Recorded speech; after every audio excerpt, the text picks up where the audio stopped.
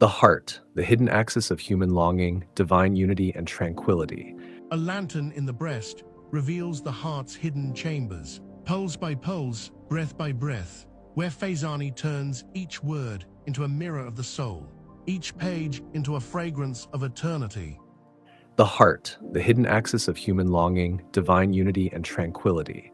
Across civilizations, cultures, and ages, human beings, regardless of belief, language, or inheritance, have sensed that an inner axis within them governs peace and unrest, clarity and confusion, ascent and collapse.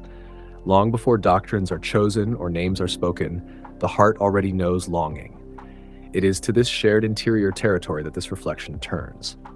To begin, the Quran draws attention not to outward behavior, but to the unseen interior where awareness, intention, and accountability silently take shape. God, sovereign of majesty and infinity, speaking to the deepest human interior, declares, "God knows what is in your hearts." Yet this is far from the only verse on the matter. Across Revelation, voices rise not to confine the heart, but to unveil it, resounding like waves of eternity and peeling away veil after veil of the inner sanctuary. As a further reminder, God declares, "God bears witness to what dwells in the heart." In a prophetic statement, it is said that God does not gaze at outward shells nor at the sculpting of bodies, but at the secret chambers of the heart and the intentions that stir within them. In another prophetic statement, it is affirmed that God does not look at forms or appearances, but looks at hearts and deeds. Taken together, these declarations articulate a truth recognized across human experience. The deepest judgments of life do not rest upon appearance, status, or possession. The divine gaze pierces the veil of flesh and form to behold the secret axis of intention, whether the compass of the heart turns toward the eternal horizon or remains chained to the dust of transience. Outward beauty, bodily form, or worldly might carry no weight before him. Having established the heart as the locus of divine regard, the Quran next reveals it as the chosen site of reception, where guidance itself descends. God proclaims, the Quran was brought down upon the heart by God's permission.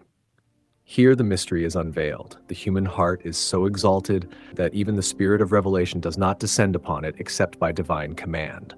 The heart is not merely an emotional organ, it is a sanctuary of reception.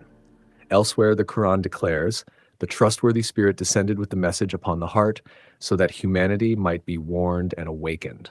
Thus, the heart was made the sanctuary of descent, the point where eternity touches time, so that human beings in every age and place might be summoned to accountability before the One. From reception, the Quran turns to orientation, showing that guidance does not reside in knowledge alone, but in the inward turning of the heart itself. God declares, whoever believes in God, that heart is guided, meaning that when one turns inward toward truth, the heart becomes a lamp of orientation, a sanctuary of intimacy, a vessel drinking the sweetness of remembrance. And the Quran asks us to reflect, is the one whose breast God has expanded for surrender not upon a light from their Lord? When the light of divine unity grows strong, the heart is illumined by a radiance from beyond the self. Guidance, once rooted within, does not remain private. It reshapes human bonds and dissolves the fractures that divide hearts from one another. God reminds humanity, you were once divided, and God brought hearts together. And God further declares a universal law of the human condition. When hearts are gathered around truth and devotion, whatever rancor lies within them is removed and they become as one, united in inner harmony. This pattern has unfolded wherever people once fractured by resentment were later bound together by meaning, and where solidarity and love were allowed to flourish. When the heart is thus aligned and purified, it enters a state long sought by every human being, inner tranquility. God proclaims, those who turn to God, their hearts find peace in the remembrance of God.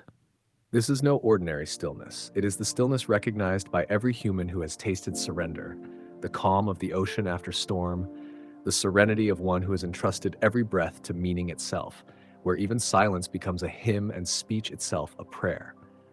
Across cultures, histories, and civilizations, nothing else has ever granted enduring tranquility, neither thrones nor treasures, neither fleeting intoxications nor the applause of multitudes, except the remembrance of God. Finally, the Quran draws the horizon outward.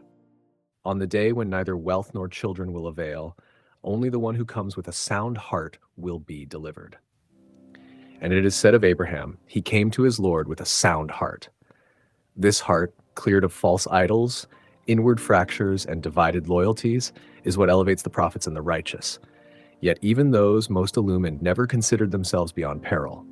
They turned inward, praying, "Our Lord, do not let our hearts swerve after you have guided us. Bestow upon us mercy from your presence." Thus the heart stands revealed as the treasury of human destiny, the inner sanctuary where seeker and Lord commune. What has been spoken here are but scattered pearls drawn from an unfathomable sea.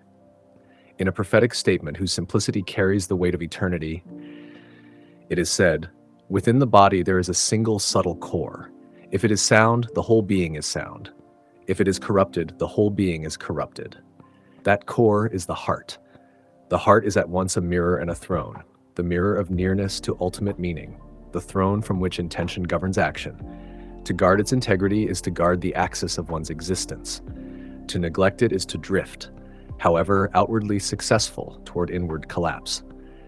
This reflection does not close the inquiry, it opens it. Yet the heart, exalted as it is, does not remain radiant by default. The same inner sanctuary that receives light may, if neglected, become veiled. The same axis that orients the human being toward unity may tilt toward fracture and unrest.